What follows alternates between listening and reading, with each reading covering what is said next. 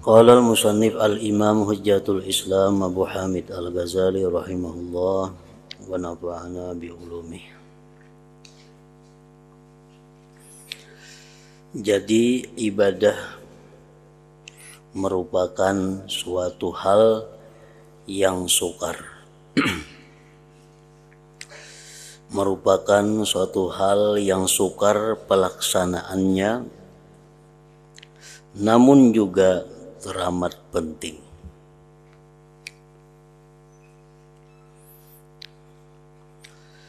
Ibadah merupakan sesuatu perkara yang sulit dilaksanakan.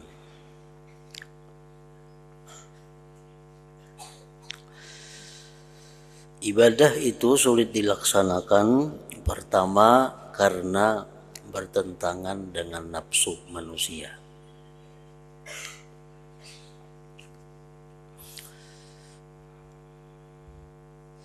Yang kedua, ibadah itu menjadi sulit karena manusia mulai lahir terbiasa dengan sesuatu yang meluluskan hawa nafsu. Manusia mulai lahir terbiasa makan, minum, guring. Ibadah itu sulit karena banyaknya halangan rintangan baik dari dalam diri seseorang maupun dari luar diri seseorang. Jadi ibadah merupakan sesuatu hal yang sukar pelaksanaannya. Namun juga teramat penting. Tapi ibadah itu sangat penting. Kenapa ibadah itu penting? Karena hanya ibadahlah yang bisa mendatangkan kepada kita rahmat Allah Subhanahu wa ta'ala. Yang dengan rahmat Allah ta'ala itu kita bisa terhindar daripada siksaan api neraka. Dengan rahmat Allah itu kita bisa masuk ke dalam surga. Itu mesti ibadah. Inna rahmatullah qaribun minal muhsinin. Rahmat Allah itu dekat kepada orang-orang yang baik. Orang-orang yang baik itu adalah orang-orang yang beribadah mengabdi kepada Allah Subhanahu wa ta'ala. Dan lagi pentingnya ibadah itu adalah merupakan jati diri manusia. Karena dasar penciptaan manusia itu seperti yang disebutkan minggu dahulu adalah untuk ibadah. Manusia yang tidak beribadah itu kehilangan jati dirinya, kehilangan manusianya. Karena Allah menciptakan manusia itu untuk mengabdi kepadanya. Nah, karena ibadah tadi sulit pelaksanaannya, oleh sebab itu jarang sekali orang yang bertujuan ibadah. Sedikit sekali orang-orang yang mau beribadah itu karena sulit.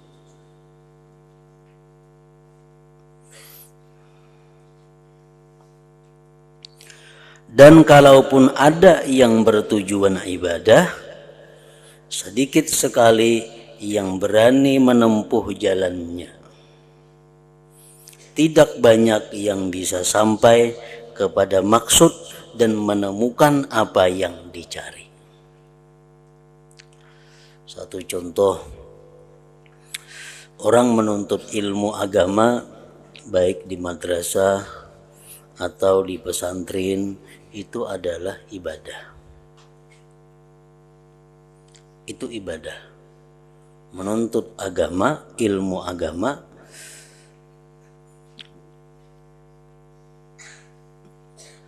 di sekolah-sekolah agama yang khusus belajar tentang agama itu merupakan satu ibadah. Nah, sangat sedikit sekali orang-orang yang mau belajar khusus untuk agama itu. Kita banding aja orang-orang yang belajar ilmu agama secara khusus lawan orang-orang yang belajar ilmu yang bukan agama, pasti banyak orang yang belajar ilmu bukan agama. Karena ilmu agama itu mempelajarinya adalah suatu ibadah. Ibadah itu sulit, ibadah itu sukar pelaksanaannya, dan sedikit orang yang mau melaksanakannya. Nang sedikit melaksanakan itu pun banyak nang kada sampai kepada tujuannya. Artinya putus di tengah jalan. Orang sekolah pesantren, semestinya sekolah pesantren itu 6 tahun atau 7 tahun hanya tamat. Masuk sekolah pesantren, artinya sudah melakukan suatu ibadah karena menuntut ilmu agama secara khusus. Nah, di antara sekian banyak yang masuk itu hanya sedikit sekali yang bisa menyampaikannya kepada akhir pendidikan. Hanya sedikit sekali yang bisa sampai tamat. Kenapa? Karena sulit. Yang mampu menjalankan ibadah itu adalah orang-orang tertentu yang dipilih oleh Allah Subhanahu wa Ta'ala. Orang-orang yang mampu menyelesaikan ibadah itu dengan baik, dengan sempurna, itu orang-orang yang sudah dimuliakan oleh Allah Subhanahu wa Ta'ala. Nah, dan kalaupun ada yang bertujuan ibadah, sedikit sekali yang berani menempuh jalannya. Tidak banyak yang bisa sampai kepada maksud dan menemukan apa yang dicari. Mereka yang bisa sampai kepada maksud, mereka yang bisa sampai kepada maksudnya, inilah orang-orang mulia yang dipilih Allah Azza wa Jalla. Ibadah yang dilakukan dengan benar, ibadah yang dilakukan dengan terus-menerus, ibadah yang dilakukan dengan istiqamah, itu akan membuahkan ma'rifat kepada Allah Subhanahu wa Ta'ala. Sedangkan ma'rifat kepada Allah Subhanahu wa Ta'ala itu membuahkan akan cinta kepada Allah Subhanahu wa Ta'ala. Nah, sedikit sekali manusia yang berhasil mendapatkan ma'rifat dan cinta kepada Allah itu.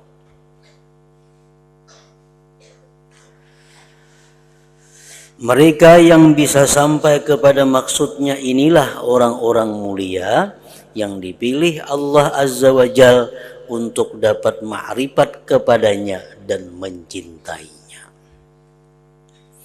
Nah, jadi padahal tujuan ibadah itu adalah untuk mengenal Allah. Tujuan ibadah itu untuk mengenal Allah, yang dengan mengenal Allah itu kita bisa cinta kepada Allah Subhanahu wa Ta'ala. Jadi mengenal Allah itu bukan didapat dengan belajar sesuatu buku, bukan melalui satu penataran, bukan melalui sesuatu seminar umpamanya bisa mengenal Allah. Itu hanya mengenal Allah secara ilmiah. Dengan membaca buku tentang Allah, kita bisa mengenal Allah tapi secara ilmiah. Adapun perkara mengenal Allah secara zauqiyah, secara rasa, itu kada bisa didapat dengan buku-bukuan, kitab-kitab. Kada bisa didapat dengan penataran dan sebagainya. Ma'rifat kepada Allah yang zauqiyah itu bisa didapat dengan melalui ibadah-ibadah. Orang yang selalu menunaikan apa yang difardukan oleh Allah, orang yang selalu menjauhi apa yang dilarang Allah, orang yang selalu mendekatkan diri kepada Allah dengan yang sunat-sunat, akhirnya dia adalah dicintai oleh Allah. Nah, kalau sudah orang itu dicintai oleh Allah, Allah baru memberikan cahaya ma'rifat ke dalam hati orang tersebut. Nah, jadi sangat sedikit orang-orang yang mencapai ma'rifat dan mahabbah kepada Allah itu. Karena jalannya ibadah. Ibadah itu sulit, sukar pelaksanaannya.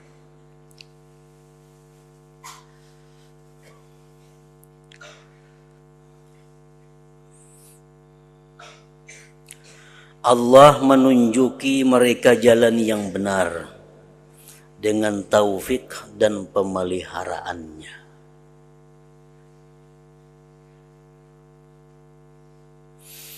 Kemudian dengan anugerahnya Allah menyampaikan mereka kepada keridhaan dan surganya.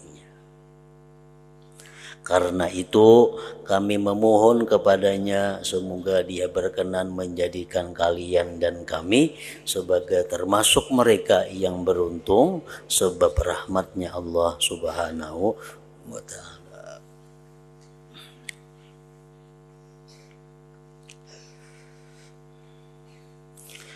Demikianlah, namun tatkala aku memandang jalan ibadah yang rumit ini, aku lalu merenungkannya dengan sungguh-sungguh bagaimana cara melintasinya. Jadi ibadah adalah sesuatu yang sulit, ibadah sesuatu yang sukar pelaksanaannya. Lalu Imam Ghazali beliau memandang, memikirkan, merenungkan bagaimana caranya supaya kita bisa melintasi, menjalani ibadah itu dengan selamat.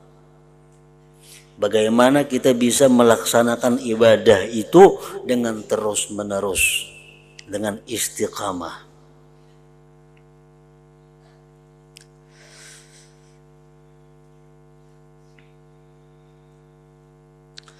Artinya cara menjalankan ibadah itu dan apa yang perlu dipersiapkan untuk ibadah, apa alatnya, apa daya upayanya, seperti ilmu dan pengamalannya. Karena satu ibadah itu bisa sempurna, bisa baik, sehingga diterima Allah Subhanahu wa ta'ala, banyak mempunyai persyaratan-persyaratan yang mesti dipenuhi. Ada satu ibadah yang bila kita laksanakan hanya berhasil, hanya berfaedah menggugurkan tuntutan, tapi belum bisa mencapai atau mendapatkan satu keuntungan lain seperti pahala umpamanya. Orang sembahyang 2 rakaat sempurna dengan syarat dan rukunnya, tapi orang itu memakai pakaian yang tidak halal umpamanya. Nah, sembahyang 2 rakaat itu adalah satu ibadah yang dia laksanakan yang berfaedah hanya sekedar menggugurkan perintah. Apakah kita dapat pahala?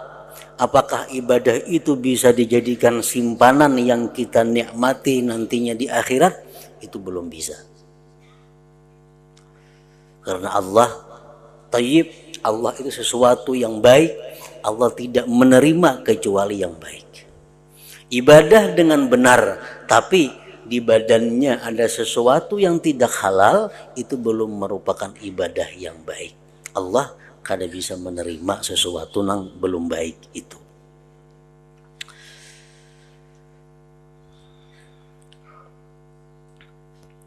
Nah, dalam kitab ini Imam Al-Ghazali akan menjelaskan kepada kita bagaimana caranya supaya kita bisa beribadah itu kada sulit, beribadah itu kada sukar, dan sempurna ibadah itu.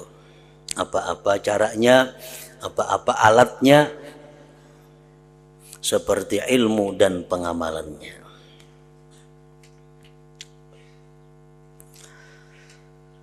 Barangkali lantaran pertolongan Allah seseorang bisa melalui jalan ibadah dengan selamat dan tidak terputus di tengah perjalanan ibadah yang gawat itu. Ibadah yang kita lakukan dengan sempurna, baik, belum tentu itu bisa kita nikmati ganjarannya di akhirat. Karena bisa-bisa di pertengahan jalan ibadah yang sudah sempurna tadi menjadi hilang, menjadi gugur karena tingkah laku atau akhlak kita.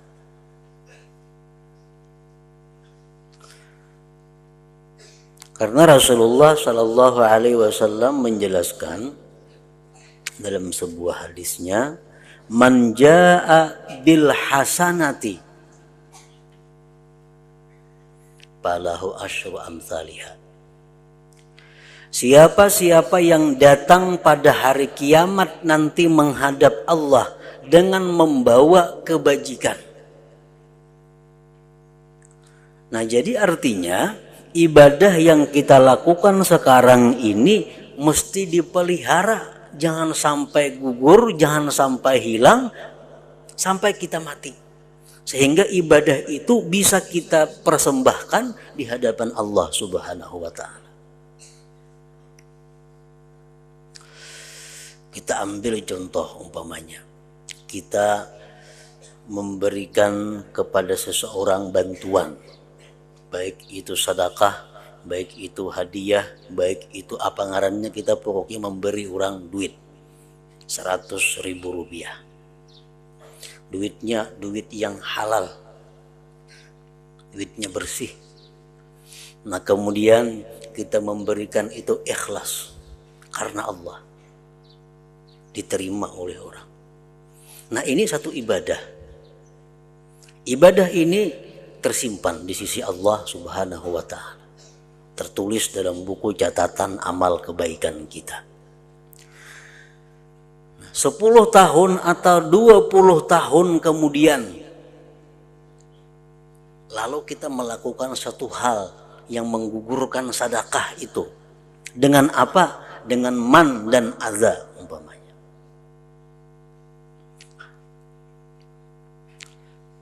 10-20 tahun berikutnya kita berkisah-kisah lawan orang.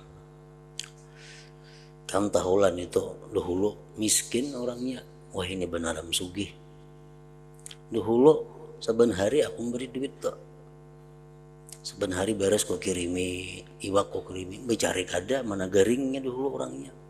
Nah, dikisahkan ke situ kemari, padahal 20 tahun yang lalu ceritanya itu. Nah, mendengar kita bercerita-cerita itu, ini sakit hati yang diberi ini tuh, dikisah-kisahkan mbah hari ini tuh. Allah berfirman, jangan kau batalkan sedekah kamu itu dengan disebut-sebut dan menyakiti orang. Nah, akibat kelakuan kita, akhlak kita mengungkit-ungkit sedekah itu, pahalanya jadi hilang. Padahal ibadah itu tersimpan rapi sudah 20 tahun yang lalu. Nah, itulah sukarnya ibadah tadi. Jadi jangan kita merasa bahwa kita merasa banyak sudah ibadah, rasa selamat, rasa untung, belum tentu. Bila kada kita mati, maka ibadah itu selamat. Nah, hanya bisa kita katakan itu adalah amal catatan kebaikan kita. Selama kita masih belum mati, bisa-bisa ibadah itu hilang. Oleh karena tingkah laku kita kada bisa menjaga, kada bisa memelihara ibadah itu.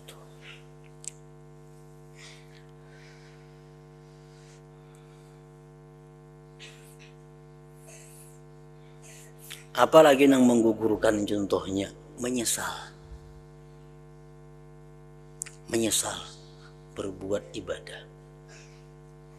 Kita beribadah sudah selesai, padahal ibadah yang kita lakukan itu sempurna, baik, diterima di sisi Allah.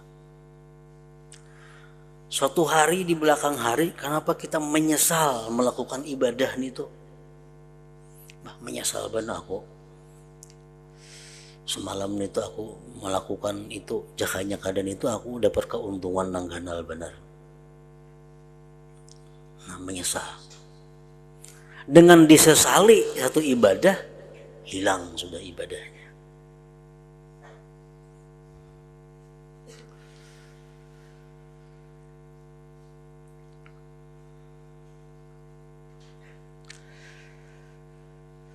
Barangkali lantaran pertolongan Allah seseorang bisa melalui jalan ibadah dengan selamat dan tidak terputus di tengah perjalanan ibadah yang gawat itu. Nah, karena Imam Ghazali dalam kitab ini akan menjelaskan kepada kita apa-apa yang mesti dijaga supaya ibadah itu utuh. Bahkan kalau bisa ibadah yang telah ada tuh berkembang menjadi tambah banyak, tambah baik. Jangan hilang.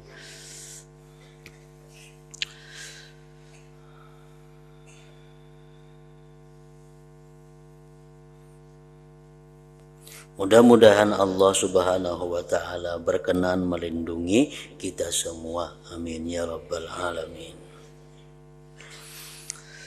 Maka aku pun, ujar Imam Ghazali, menyusun kitab-kitab yang menerangkan cara melintasi jalan ibadah tersebut. Seperti kitab Ihya Ulumuddin, kitab Al-Qurbah Ilallah, dan sebagainya. Kitab-kitab ini memuat ilmu yang terperinci. Dalam Ihya Ulumuddin itu lengkap. Lagi pula cukup sulit dipaham oleh orang awam, orang banyak.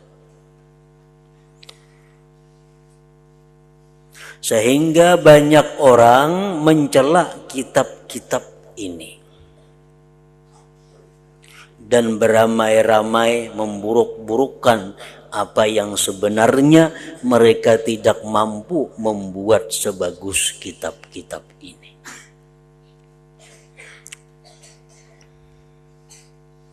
Tetapi hal semacam itu tidak aneh, ujar Imam Ghazali. Kitab yang kususun, yang kukarang itu dicela orang, dimaki-maki orang, itu kada aneh. Adakah kalam yang keindahannya dan kebagusannya melebihi firman Allah Ta'ala, Tuhan sekalian alam? Pasti tidak. Kalam yang paling baik adalah kalam Allah, Al-Quran. Tidak ada kalam sehebat Al-Quran. Meskipun begitu, orang kafir mengatakan bahwa firman Allah Ta'ala itu hanyalah dungingan orang-orang kuno. Al-Quran aja dicaci maki, apalagi kitab-kitab karanganku, ujar Imam Ghazali. Belum pernahkah Anda mendengar perkataan Zainal Abidin Ali ibn Husain bin Ali bin Abi Thalib? Begini katanya, inni la aktumu min ilmi jawahirahu kaila yara zaga zu jahlin fayaftatina wa qad taqaddama fi hadha Abu Hasanin ilal Husaini wa wassa qablahu al-Hasana ya rubba jauharin ilmin law abuhu bihi laqila li anta mimman ya'budul wathana walastahalla rijalun muslimuna dami yarawna akbaha ma ya'tunahu hasana.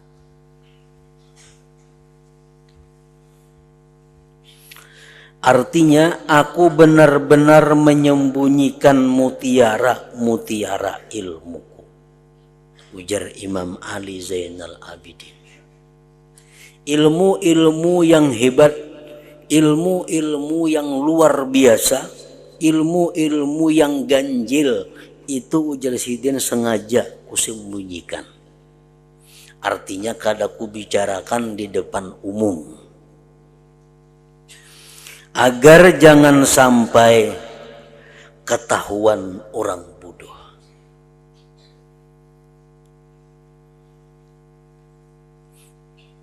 Agar jangan sampai ketahuan orang bodoh.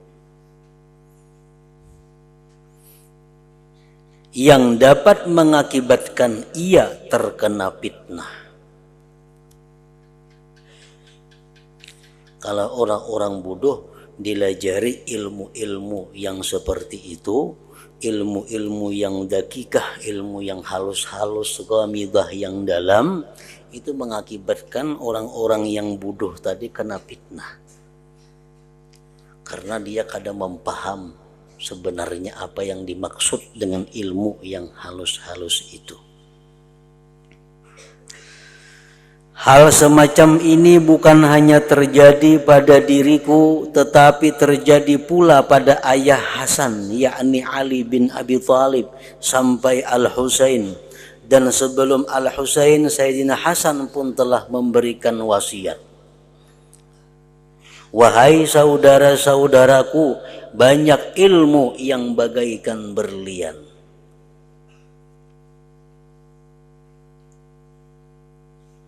Seandainya aku menyiarkannya, niscaya orang-orang menganggapku sebagai seorang penyembah berhala, dan banyak orang Islam menganggap halal darahku.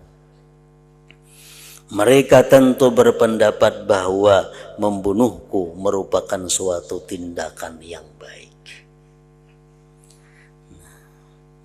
Jadi ilmu tidak semuanya wajib atau mesti disampaikan kepada umat. Sesuatu yang benar itu kada wajib, kada mesti disampaikan. Sebagaimana Al-Imam Abdullah Al-Haddad mengatakan, laisa kullu haqqin yuqal wa likulli maqamir rijal.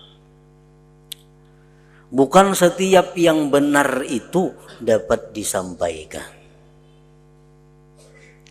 tetapi bagi tiap-tiap orang itu ada kedudukannya, ada kelasnya masing-masing.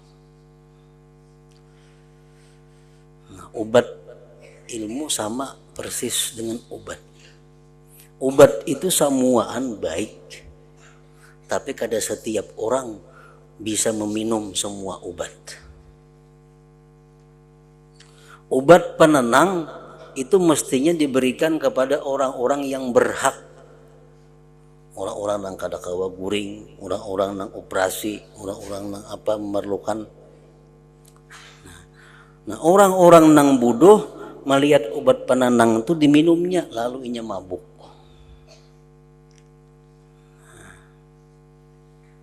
Obatnya obat yang baik, tapi yang meminumnya ini orang yang lain kedudukannya. Nah, seperti itulah ilmu yang ghamidah, ilmu yang dalam itu baik, tapi kada semua orang bisa menerimanya. Barangkali kalau diberikan ilmu itu kepada orang tersebut, ini bisa kada bersembayangan lagi, bisa kada berpuasaan lagi. Kenapa?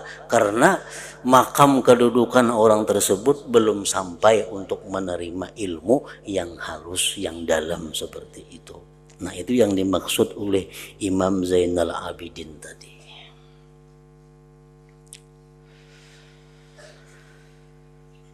Menurut orang-orang yang ahli mengamalkan agama Allah dan menjadi hamba-hamba Allah yang paling mulia, keadaan tersebut membutuhkan pandangan penuh balas kasih dan meninggalkan pertengkaran terhadap seluruh makhluk Allah Ta'ala.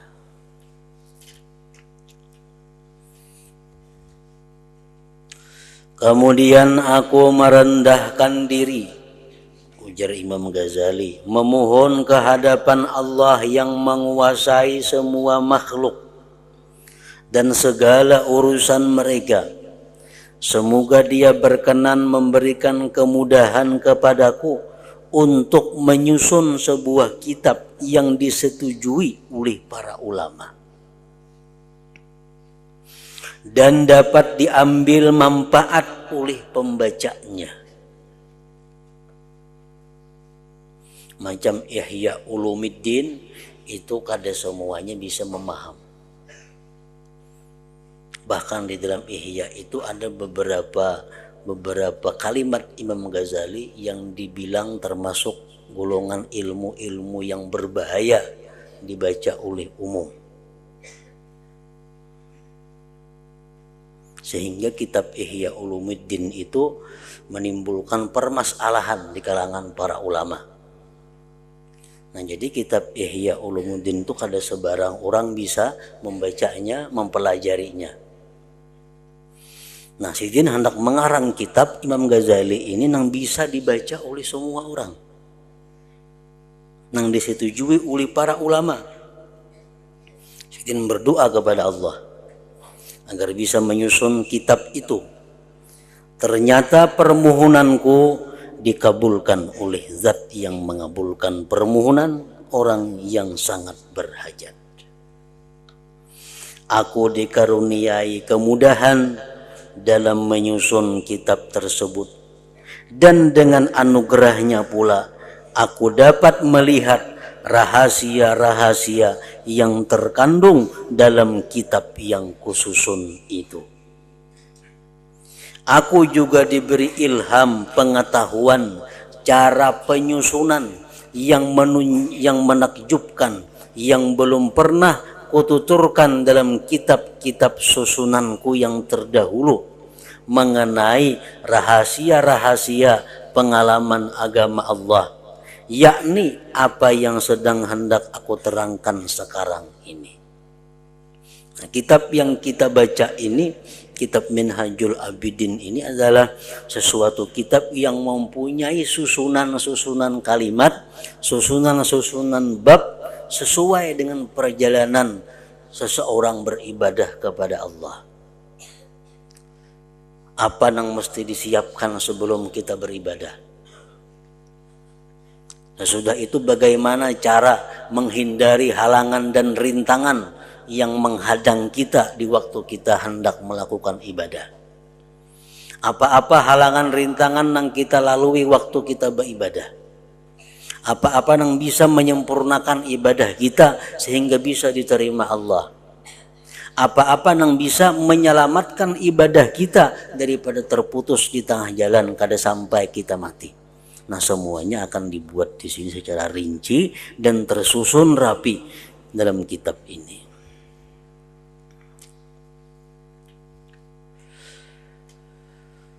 Mudah-mudahan Allah Subhanahu wa ta'ala memberikan taufik. Amin ya rabbal alamin. Ketahuilah bahwa pertama kali seorang hamba bergerak untuk beribadah dan menekuni jalannya adalah melalui buah pikiran yang datang dari langit, dari Allah Ta'ala, dan pertolongan khusus darinya.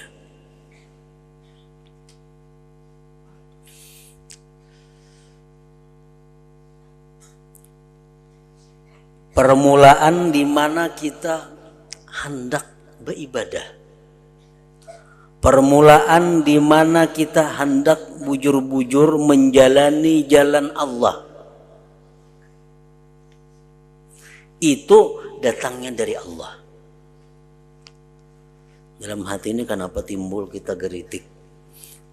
Dalam hati timbul ada geritik, ada khatar.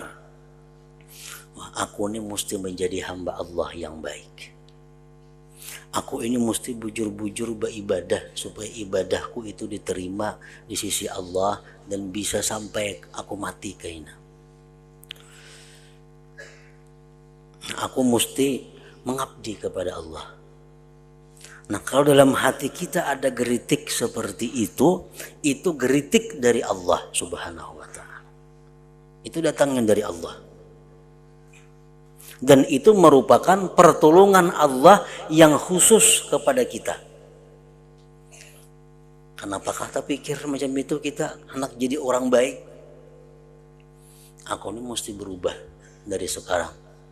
Kalau sekarang banyak waktu ku habiskan kada karuan, banyak urusan-urusan duniawi nang kulaksanakan, aku mesti berpikir, aku mesti berubah haluan. Aku hendak menjadi hamba Allah yang bujur-bujur, hendak menjadi hamba Allah yang baik, hendak menjadi orang yang mengabdi kepada Allah. Nah, bila ada geritik macam itu, sudah dapat pertolongan Allah ngarannya. Dapat inayah dari Allah. Itulah yang dikehendaki oleh firman Allah Subhanahu wa taala, "Afaman syarahallahu sadrahu lil Islam fahuwa ala nurim mir rabbih." Artinya, apakah kau kira sama orang yang dilapangkan hatinya oleh Allah, yang senang dan ridha menjalankan agama Islam, dengan orang yang tidak dikaruniai kelapangan hati? Tentu tidak. Orang yang dikaruniai kelapangan hati pasti berlaku hidup menggunakan dasar nur dari Tuhan Allah Subhanahu wa ta'ala.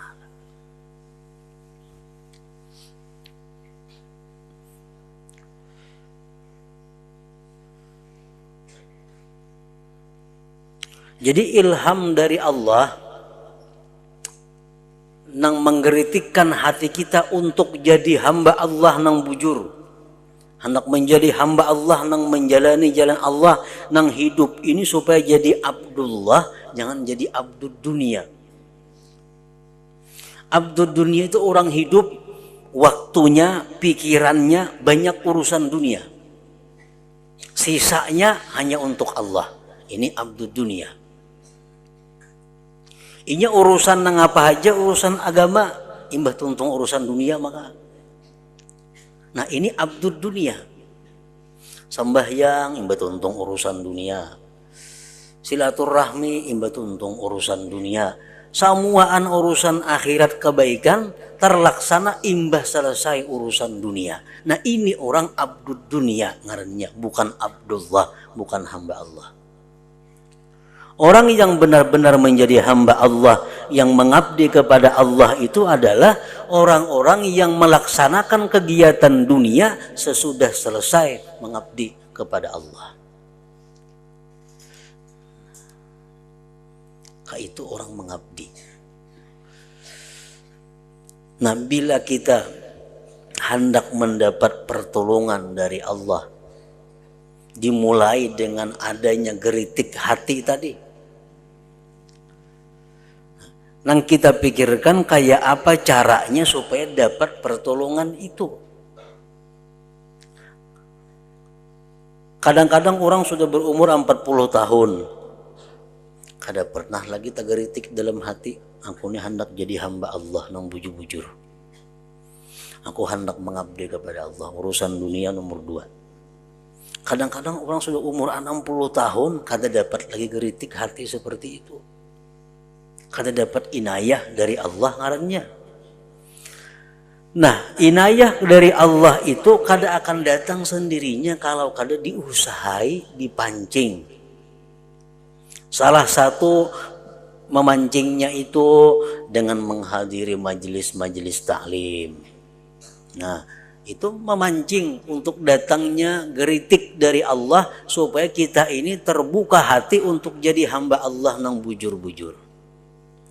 Antara lain lagi minta doakan kepada para orang-orang saleh. Tolong doa kepada orang-orang saleh. Nah, itu bisa mendatangkan pertolongan Allah. Ziarah ke kubur Nabi, ziarah ke kubur aulia, ke kubur salihin, itu bisa memancing datangnya pertolongan Allah tadi.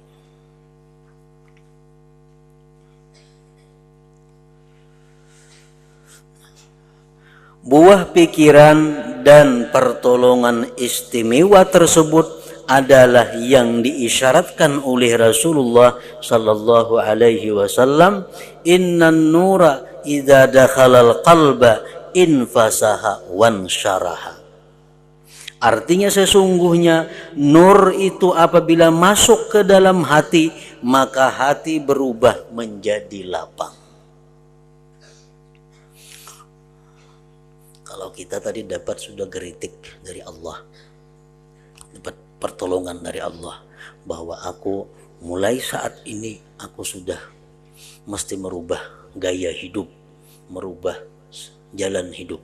Nang selama ini hidupku sudah banyak kucurahkan untuk dunia, aku mesti berubah, mesti banyak mengabdi kepada Allah.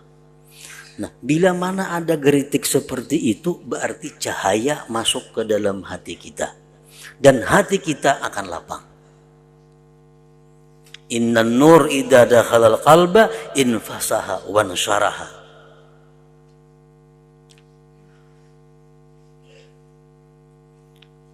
Para sahabat bertanya, ya Rasulullah, apakah yang demikian itu tandanya? Apa tandanya wahai Rasulullah bahwa hati orang tersebut dimasuki cahaya? Apa tandanya wahai Rasulullah hati orang tersebut berubah haluan kepada mengabdi terhadap Allah?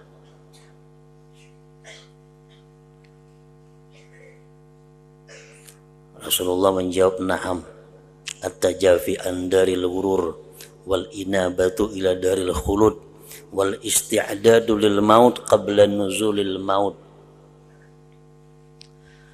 Artinya, ujar Nabi, ada tandanya.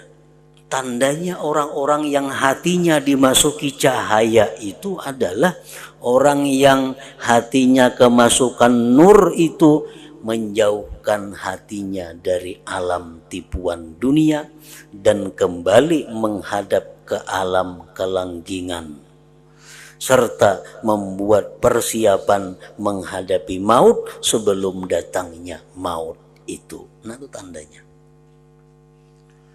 Tanda orang yang hatinya dimasuki cahaya, tanda orang yang dimasuki hatinya, dimasuki oleh khatar ilahiyah, gerakan geritik hati dari Tuhan tadi, akan terlihat dalam hidupnya itu adalah mulai menjauh dari kesibukan-kesibukan dunia, mulai merapat mendekat kepada kehidupan-kehidupan ukhrawi, dan mempersiapkan kematian sebelum datangnya kematian itu. Itu tandanya orang ini sudah hatinya mulai bercahaya.